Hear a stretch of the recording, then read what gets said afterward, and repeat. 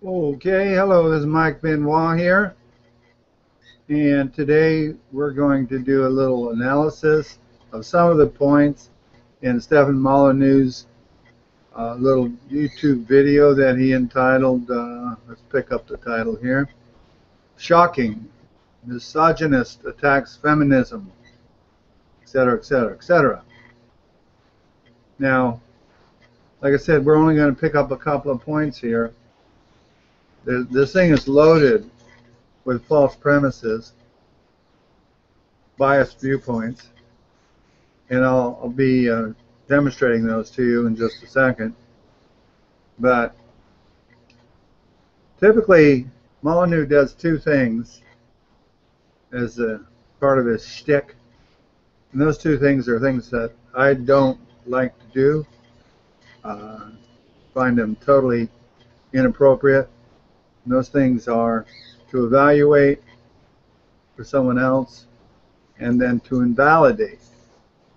But when you're critiquing an evaluator and an invalidator, I guess you got to do a little bit of evaluating and invalidating in the process.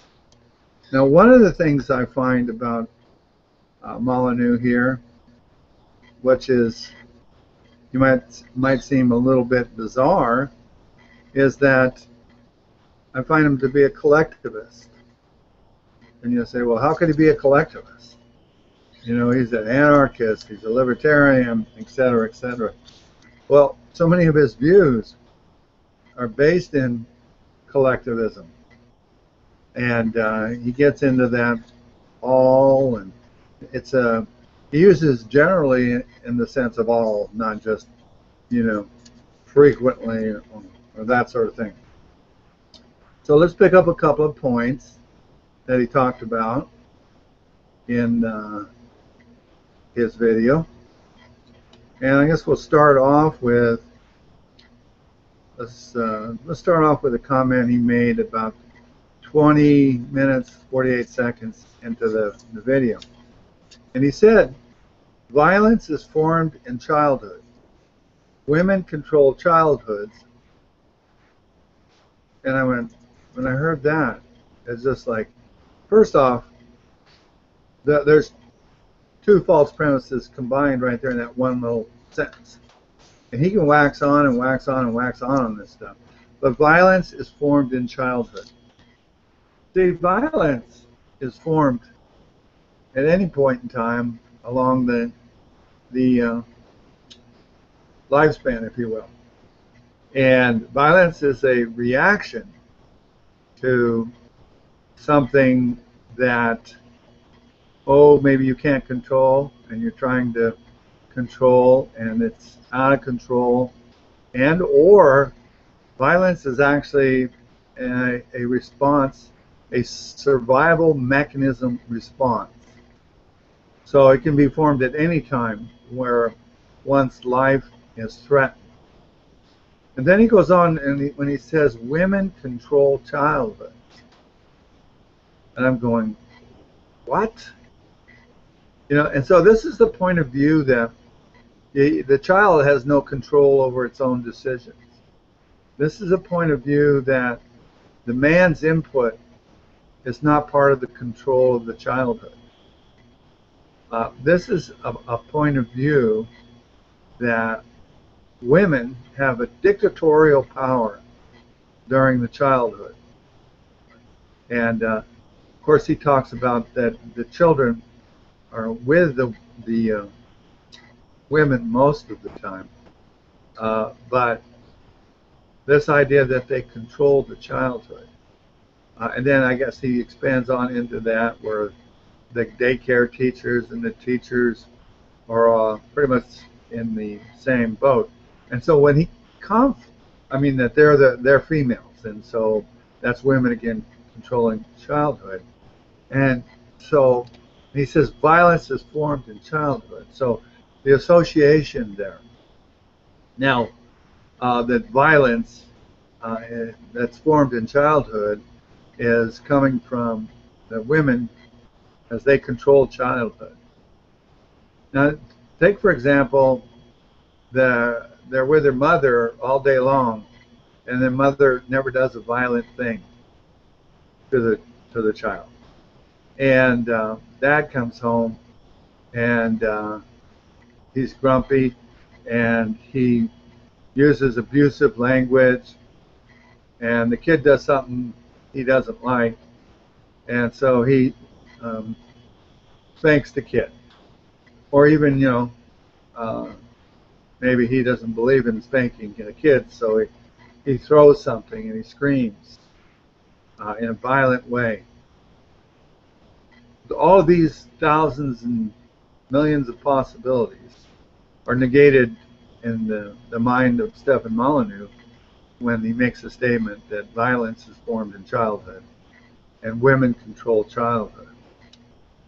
Um, you know, and I guess in his case, his mother controlled him in his childhood, and so that's where he gets the basis for his philosophical point of view here. And so if he has any violent tendencies, I guess that came from his mother.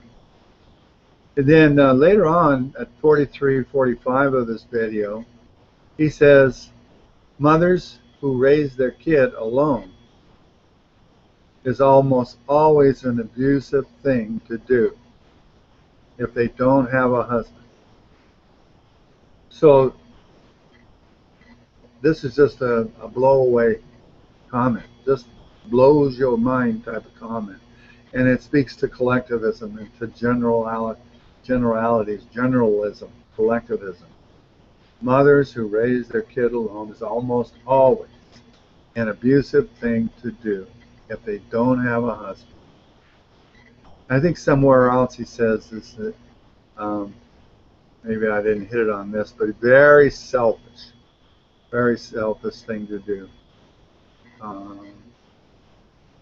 don't have the exact comment here right there on that one. But, wow, excuse me. I don't know anybody that had a kid for other than selfish reasons, because they wanted a kid. And so to conflate the idea of having a kid and being a single mother, and then that is an abusive thing to do, almost always, and very selfish. Well, all of us have kids. I don't know about you, but I had my kids because I wanted to have my kids. I wanted to have kids. Selfish thing to do. And as if having a kid as a single mother is a selfish thing to do, and having a kid as with two parents is not a selfish thing to do. And of course, when you talk and speak to single mothers, there can be lots of reasons where they're single. And when I reflect on my own experience growing up, this guy is basically saying that if my mother had left my father and raised us kids alone, that would have been an abusive thing to do and a selfish thing to do. And I go, that's another blowaway, because actually my father was quite an abusive fellow. And so, but according to Molyneux's philosophy, if my mother had left him, then that would have been a very abusive thing to do. Okay, he says there are exceptions, but he's basically communicating that this is the absolute norm and the exceptions are like 1 or 2%. I'm sorry, but they're not 1 or 2%. And this collectivist idea that they're all the same. And he gets into this idea that, spanking children or hitting children, it's all to him and to some other folks, it's all an abusive thing to do. Corporal punishment is an abusive thing to do. Now, I would ask the question, if your child was doing a dangerous thing and was determined to do this dangerous thing, and you really couldn't communicate to the child about the danger because the child wasn't up to understanding, would a smack on the hand that stopped the child from doing the dangerous thing that could actually be life-threatening, be an abusive thing to do. I had two daughters, and I got kind of whipped by the old man quite a bit, razor strap and a fist and other things when he was drunk. And of course, those were, in my judgment and most everybody's judgments, wrong things to do. It's a wrong thing to do some harm to someone else who's done no harm to anybody or even themselves. But if a child was about to harm itself, and the only way to stop that harm was a slap on the rear or a slap on the wrist, that's not the same thing as the beatings I was talking about that I got. So with my two kids, one daughter got one spanking in her lifetime, and it's because she was doing a very dangerous thing and it actually threatened her life. The other daughter, none. Then I mentored a couple of twin boys who were 5 years old, and they were boys that actually were kind of raised in a bad environment. They were feral children. They couldn't speak. And those two boys, when I was taking care of them to save their bacon, one of them, basically the only way to communicate with him when he was doing dangerous things like dropping bricks on top of the dogs in the yard below was a swat on the rear. And that boy got swat on the rear, whole couple, maybe 2 to 3 weeks running. And the brother, who wasn't as bad, got a swat maybe once or twice a week for half that time. And then once they were able to communicate properly and understood the boundaries, then there were no more swats on the rear. And these were all done in control, not as violence, not as, out of apparent out of control. They were actually tools. And the boys got to the point where timeout made all they needed to, control a bad behavior. And shortly after that, timeouts weren't even needed. So there's definitely skills that are involved, and sometimes a little corporal punishment comes in the game. I know the collectivists don't want to hear that, and that, frankly, I'm sorry, that's not the same thing as someone out of control and a kid does a little thing wrong, and the mother or the father turns around and slaps the kid in the face. I cringe when I see something like that just as well as any of you do. But I'm not going to say that that's the same thing as a swat on the butt to protect a child. Now, so at 22-25 in, he says, he's talking about the dating game, and this is how he's going to attribute all this power and this control to the women. He waxes on about how women are the ones who get to choose during the dating phase. Well, this guy must have been really an effect of his mother growing up. And I think if you watch his stuff, you'll see that coming through. And I'm hitting him a little harder than I would anybody else, because frankly, I think he's dangerous. I think people that willy-nilly take his tyranny upon the mind that he's building upon your mind, because what he does is he finds a condition, and then he doesn't try to find the causes that lead up to it. He thinks he's a philosopher seeking truth. He'll plug in something out of his own reality and plug it in as if it's a fact, and misalign the facts and put a missignificance on the facts. And this is all dangerous stuff. And number one, if you're going to come out of any bad mental condition, emotional condition, spiritual condition, it'll be because of your self-realization of something. It's not going to be because someone tells you this is the way it is. And in fact, if they tell you this is the way it is and expect you to accept that because they're the authority, that actually lowers your self-determinism. And it's self-determinism that's the key to improvement. The more self-determined you are, the more cause you are in your environment. So, the truth is, on this dating game thing, it's like it's up to the woman to say yes or no. So, according to Molyneux, she's in control. And That's a pretty collectivist statement to say as well. So what if, all right, here's this gorgeous woman, and I know me and my friends growing up, we'd often notice a real gorgeous girl, and it would be like, go over there and say something to her. No, man, you do it. I'm scared. I don't want to do it. It's you. And so they were afraid of the rejection. And if you look back, and I'm sure a lot of you guys had the same experience, if you look back, you can see that she was thinking, why don't those guys come over here and say something? You know, why are they hanging over there? I know they're looking at me.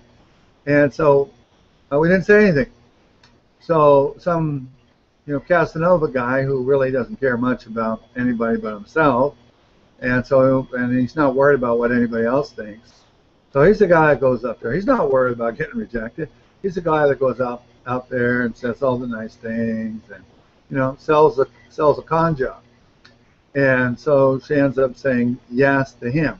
And so according to Molyneux, we're to believe that she was in control of that situation. She could say yes or no. Well, she wanted somebody. Here's somebody that's appearing to be Mr. Angelica. And, okay. And she goes with it. And sometimes guys that had the courage, and they looked like Frankenstein, they were still able to get the good-looking girl because they had the courage to go and ask. And so to make this concept like it's the women that are in control of the yes part of the scenario, it's just beyond my comprehension. It's a collectivist sort of thing, because that's like women are always in control of, if the only options that are in front of them are not good options, and they're taking, say, the lesser of the evils, that somehow they chose what they wanted.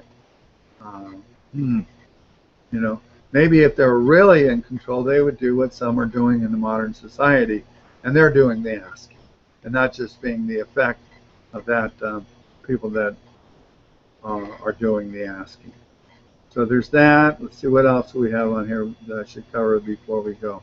This concept that he says, we would have a paradise of a planet if we could just get people to be nice to their babies for 5 years straight. So just get people to be nice to their babies for 5 years straight, and we'll have a paradise of a planet. Okay. Woo.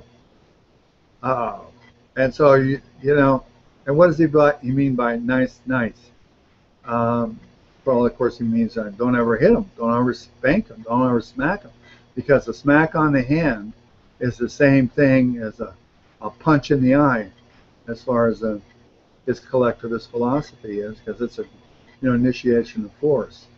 Well, I can imagine this mission impossible of getting everybody to say, okay, I'm not going to even smack my kid's hand if they do something wrong.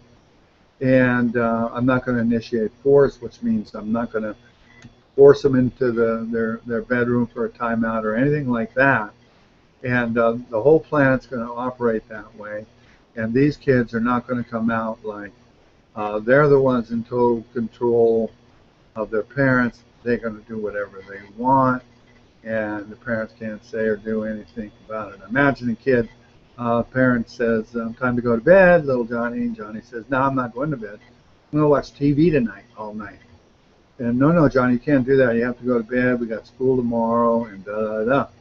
Nope, I'm watching TV. I don't want to go to bed. Oh, well, no. Parent, you can't take Johnny and put him in the bedroom and lock him up, because that'd be abusive, and that'd be using force. So you got millions and millions, billions and billions of kids that grew up there, and they never, it's going to be a paradise of a planet. Nobody ever used force against anybody. Now, if that was true, if you could put them in the Rip Van Winkle syndrome or whatever, the initiation of force would still show up at a reaction to a circumstance. And somebody poke them on the shoulder, and they say, don't poke me on the shoulder. And the other person says, I won't poke you on the shoulder if I want. And he pokes them on the shoulder again. And then person one says, I told you not to poke me on the shoulder. And person two, you don't like it? Here's another poke. and then boom, you got an escalation of force that at some point crosses the line, becomes what we call uh, violence. And of course, even a poke on the shoulder is an initiation of some sort of force, and you'll come out to some sort of violence. So, first off, all of these false premises that every amount of initiation of force is a violation, and which is ridiculous in its own right, like the poke on the shoulder. And that it's the same thing. It's collectivist thinking that it's the same thing as a beat down with fists, et cetera, et cetera. A smack on the butt is the same thing as a beat down with fists. Oh, you spank your kid? Oh, you're an abuser. Oh yeah, I spanked one daughter out of two one time. Makes me an abuser. Oh, you're going to say, yeah, for that one time I was an abuser. No, that was a tool that was needed for preservation of life. And then when that circumstance occurs, then the appropriate amount of force is not abusive. It's proper use. And so, but someone is going to say, now, actually it's very abusive to be evaluating and invalidating all the time. And then I see these wannabe gurus, philosophers, doing that constantly in all their videos. That's really abusive. We talk about mental abuse, and you say some kids were raised with mental abuse. They were never hit, but parents were going, "You're dummy, you're stupid. Why are you doing that? You should do things this way," and a constant invalidation and constant evaluation, thus destroying self-determinism. A smack on the butt to stop someone from doing a dangerous thing, and then leaving them go to be pretty much self-determined within the parameters that you've laid out of safety, helps an individual come to the point where they're cause over their existence and they're happy, and they can pursue happiness. So that's just a few of the false paradigms that are exposed on this video. I could take another 2 hours to expose more, but if some folks come out of the matrix a little bit, of the Kool-Aid with this guy, and recognize some of this stuff, then they can start to recognize the rest of it, and so and maybe he can recognize some of it as well. Okay, that's all for now. Mike Benoit, and my channel is Michael Benoit 7 on the YouTube, and you can do a Google search and find more. Tyranny Busters is one of my handles, and we're trying to bust tyranny upon the mind of man. And tyranny upon the mind of man is mind control, and people do it with all kinds of mechanisms, but false premises and theories based on false premises also lead to tyranny upon the mind of man. Thanks for being with me. See you soon.